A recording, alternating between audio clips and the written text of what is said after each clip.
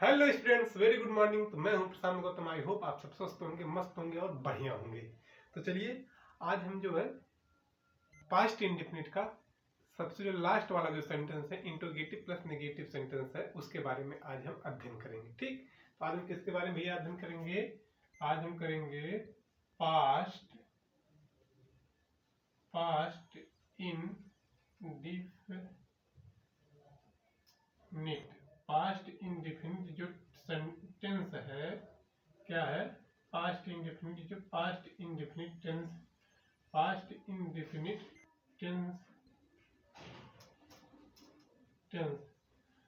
Indefinite tense के interrogative plus negative sentence के बारे में आज हम अध्ययन करेंगे। मतलब कौन सा पार्ट हो जाएगा? ये पार्ट हो जाएगा, ये चौथा पार्ट हो जाएगा। कौन सा? इंट्रोगेटिव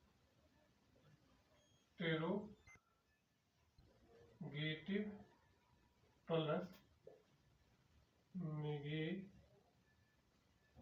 नेगेटिव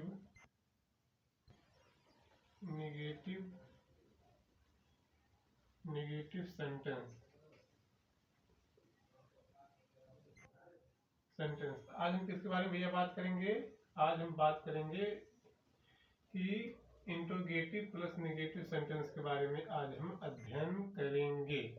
ठीक, क्या किसके बारे में करेंगे? कि इंट्रोगेटिव प्लस नेगेटिव सेंटेंस के बारे में अध्ययन करेंगे। अगर हम इसका शॉर्ट फॉर्म अगर हम लिखने की बात करें तो कुछ इस प्रकार से होगा। इसका शॉर्ट फॉर्म मतलब क्वेश्चन मार्क भी रहेगा और नॉट भी।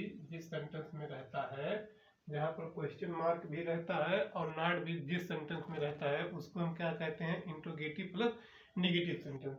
और इसकी पहचान के लिए हमने आपको बता दिया था कि इसकी पहचान जो है वाक्य के अंत में ता, था, ती, थे, ते, थे, या है, ई है, ये है, आदि आते हैं, तो ये हो जाएगा पास्ट इंडेफिनिट टेंस। ठीक, इसकी हेल्पिंग वर्ब जो है डिड हो जाएगी।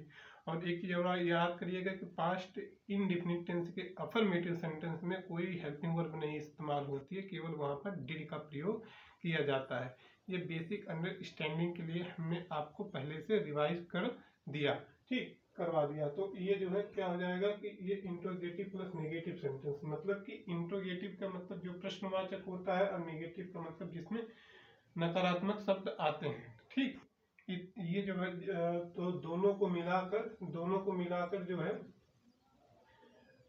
मिलाकर ये हमारा बन जाता है इंट्रोगेटिव प्लस नेगेटिव सेंटेंस। तो अगर हम पहले सेंटेंस की अगर हम बात करें तो क्या तुमने मुझे नहीं देखा था?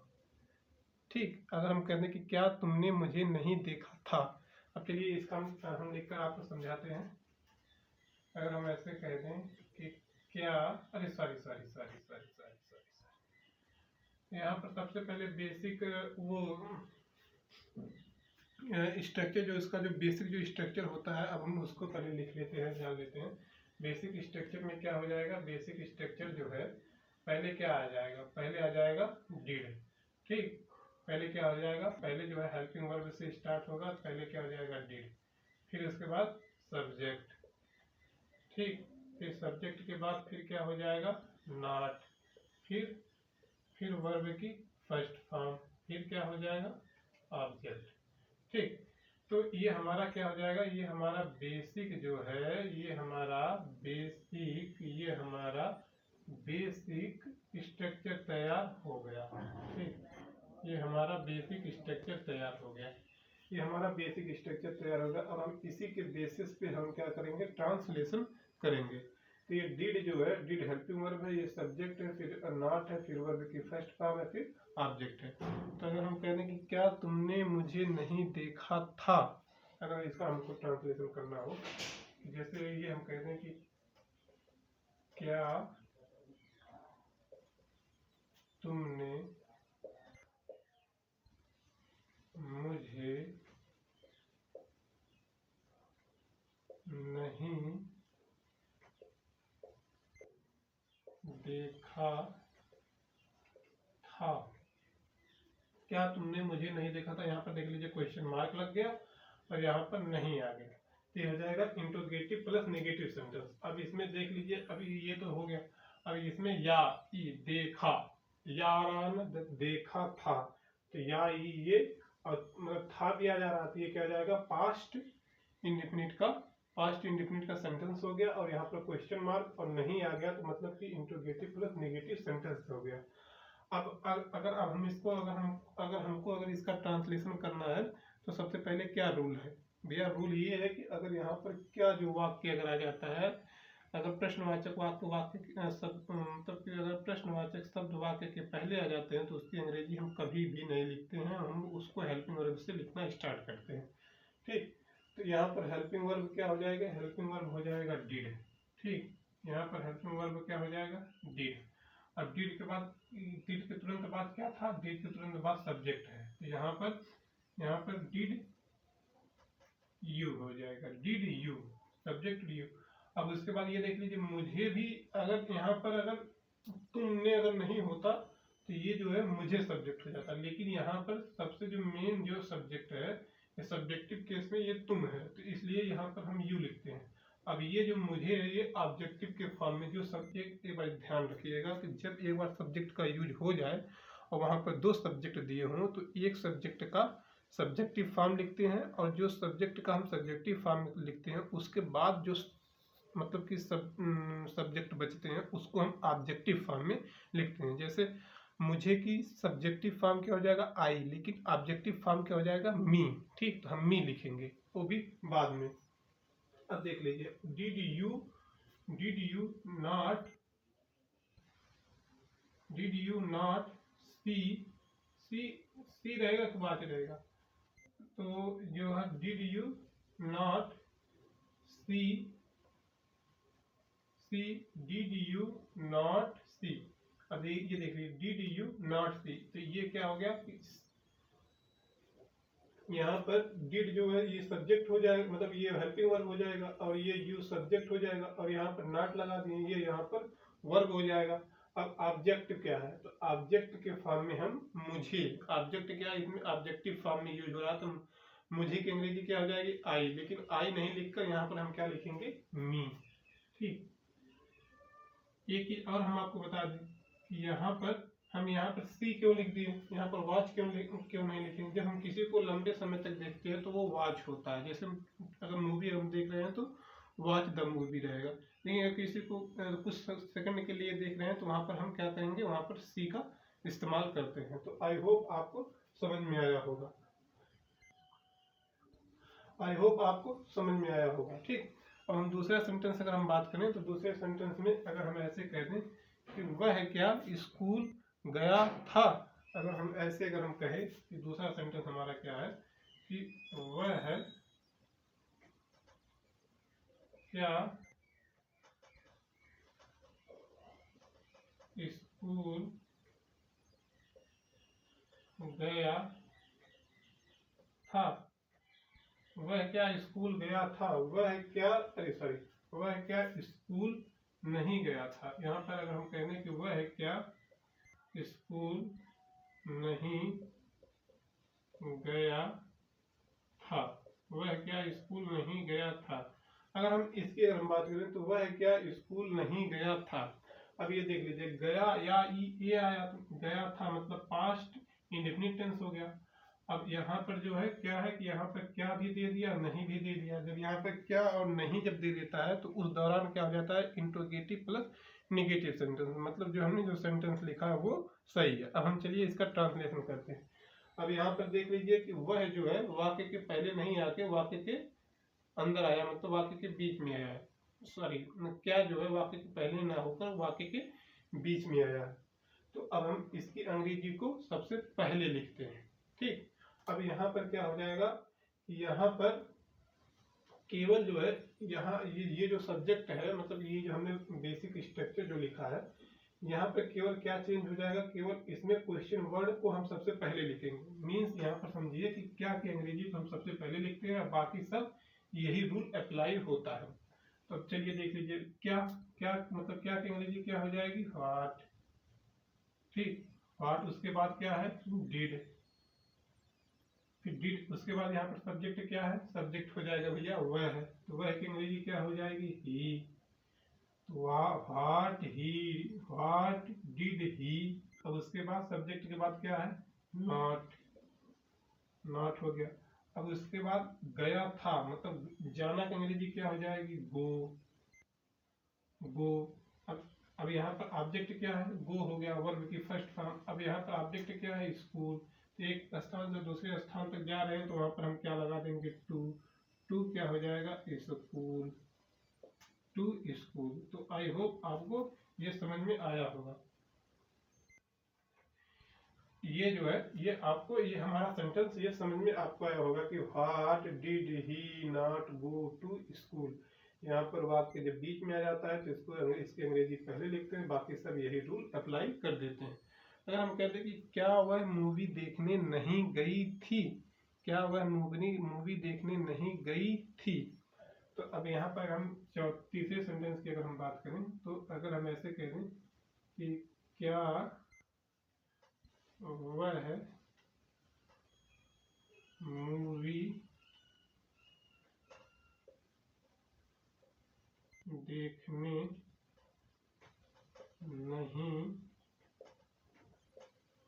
गई थी, क्या वह मूवी देखने नहीं गई थी। अब ये देख लीजिए, क्या वह मूवी देखने नहीं गई थी, तो ये वह जो है ये लड़की के लिए है, तो वह लड़की मतलब ये फीमेल जेंडर के लिए, तो वह यहाँ पर ही ना लिखकर यहाँ पर क्या लिखेंगे, हम सी लिखेंगे। अब देख लीजिए यहाँ पर वाक्य के पहले ही क्या आ जा रहा है, ठीक। सबसे पहले ये देख लीजिए, थी पास्ट हो जाएगा, गई मतलब ई आ रहा है, ई आ रहा है, इसका मतलब क्या हो जाएगा, जो है पास्ट इंडेफिनिट टेंस हो जाएगा। अब उसके बाद यहाँ पर देख लीजिए नहीं आ रहा है और यहाँ पर क्या आ रहा है, तो यहाँ पर नहीं और क्या आ जाएगा, वो क्या आ जाएगा, इंट्रोगेटिव प्लस नेगेटिव सेंटेंस हो जाएगा।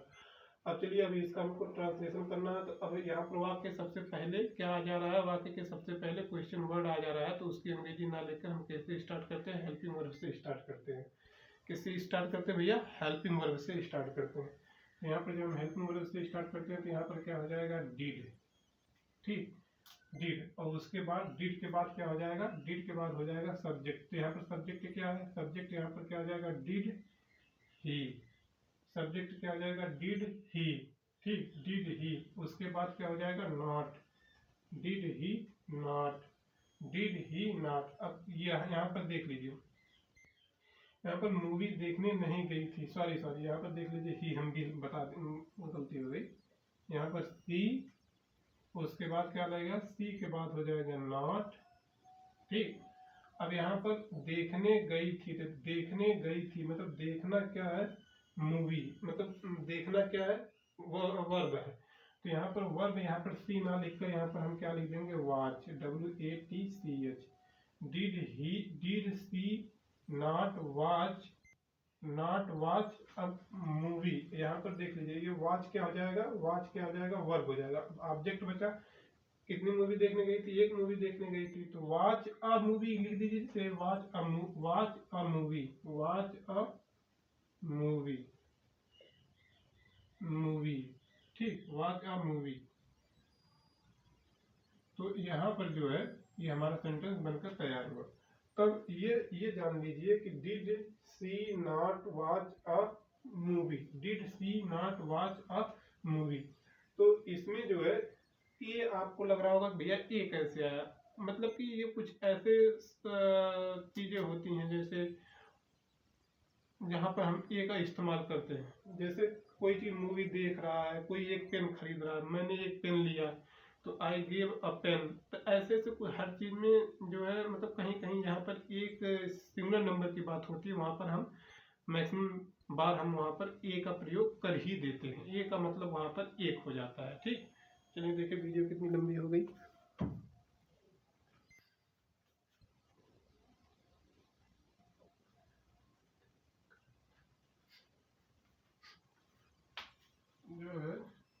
जो है ये 3 सेंटेंस हो गया। ये साथ साथ आप लिखते चलिए और जो ना समझ में आए तो हमसे पूछ लीजिए वाया कमेंट के माध्यम से, ठीक। तो अगर हम अगर यार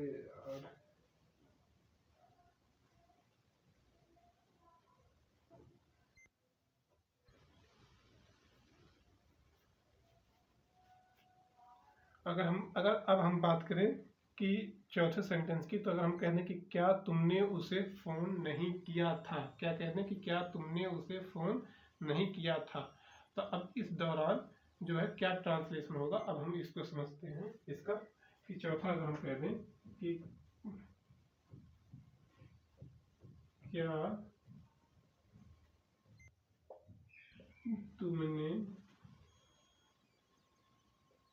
उसे फोन नहीं किया था, क्या तुमने उसे फोन नहीं किया था, क्या तुमने उसे फोन नहीं किया था। तो अब इसमें या आ रहा है ना, तो क्या तुमने उसे फोन नहीं किया था। अब यहाँ पर किया था, आप था, तो मतलब क्या हो जाएगा, पास्ट इंडेफिनिट टेंस हो जाएगा। क्या हो जाएगा, पास्ट इंडेफिनिट टेंस हो जाएगा। क्या हो जाएगा भैया, पास्ट इंडेफिनिट टेंस हो जाएगा। अब इसमें देख लीजिए, क्या भी है और नहीं भी है। जब क्या और नहीं की जब दोनों की बात आ जाएगी तो क्या हो जाएगा, इंट्रोगेटिव प्लस नेगेटिव सेंटेंस हो जाएगा। ठीक, इंट्रोगेटिव प्लस नेगेटिव सेंटेंस हो जाएगा। तो अब हम इसका ट्रांसलेशन करने से पहले हमने आपको फिर आपको बता रहे कि यहाँ पर जो क्या है उसकी अंग्रेजी हम नहीं लिखते हैं। सबसे पहले क्या स्टार्ट करते हैं, हम हेल्पिंग वर्ब से स्टार्ट करते हैं। तो यहाँ पर हम क्या इस्तेमाल करेंगे, यहाँ पर हम लिखेंगे क्या की अंग्रेजी ना लिखकर हम यहाँ पर हेल्पिंग वर्ब लिखेंगे, तो क्या हो जाएगा, डिड, डिड। ठीक, डिड। अब डिड के बाद क्या हो जाएगा, सब्जेक्ट। तो सब्जेक्ट यहाँ पर क्या हो जाएगा, you, did you, did you not, did you not. ठीक, did you not, did you not. अब यहाँ पर देख लीजिए, डिड यू नॉट। अब उसके बाद किया था, किया का मतलब क्या हो जाएगा, करना, करना का मतलब क्या हो जाएगा, डू। तो यहाँ पर वर्ब हम क्या लगाएंगे, वर्ब की फर्स्ट फॉर्म क्या हो जाएगी, डू। ठीक, वर्ब की फर्स्ट फॉर्म भैया क्या हो जाएगी, डू। तो डिड यू नॉट डू। ठीक, डिड यू नॉट डू। अब यहाँ पर देख लीजिए ऑब्जेक्ट है, तो ऑब्जेक्ट में अब क्या है, did you not do phone, did you not do call, call हम फोन की जगह, फोन क्या है, फोन का मतलब कॉल होता है, call.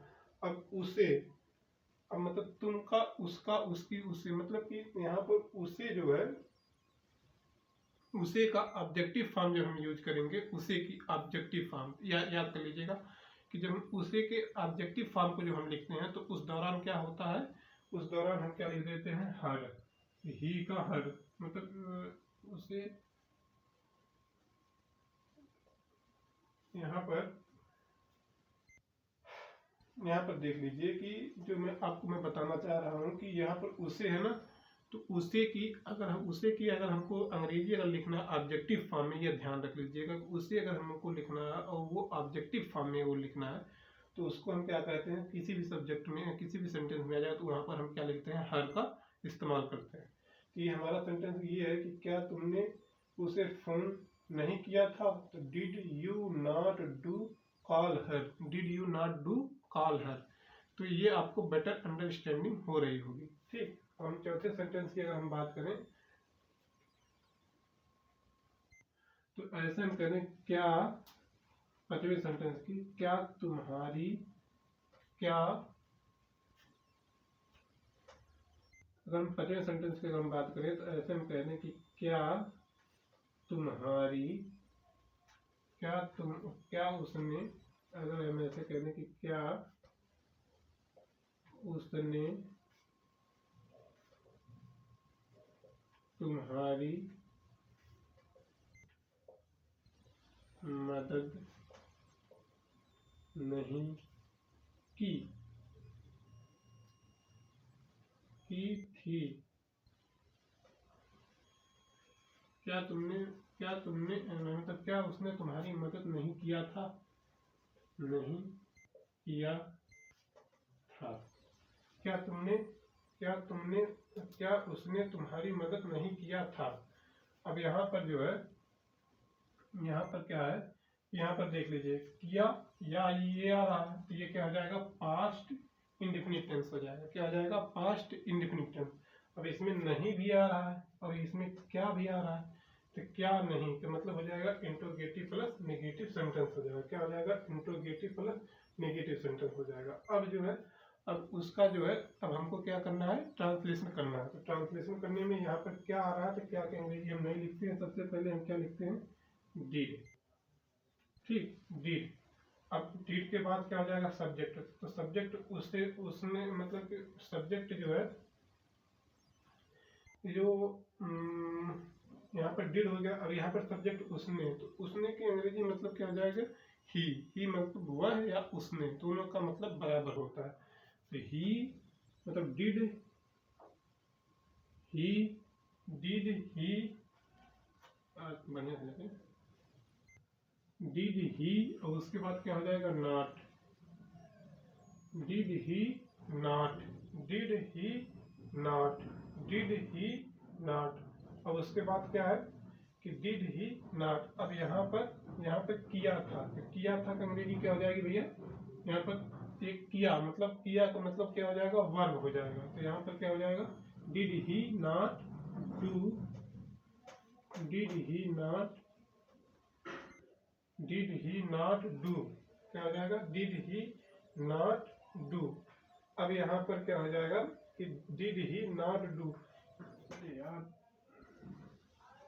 Did he not do, मतलब कि यहाँ पर सब्जेक्ट भी हो गया, सब्जेक्ट भी हो गया, और यहाँ पर जो है वर्ब भी हमने लिख दिया, नहीं की भी अंग्रेजी लिख दिया। ये हमारा क्या है?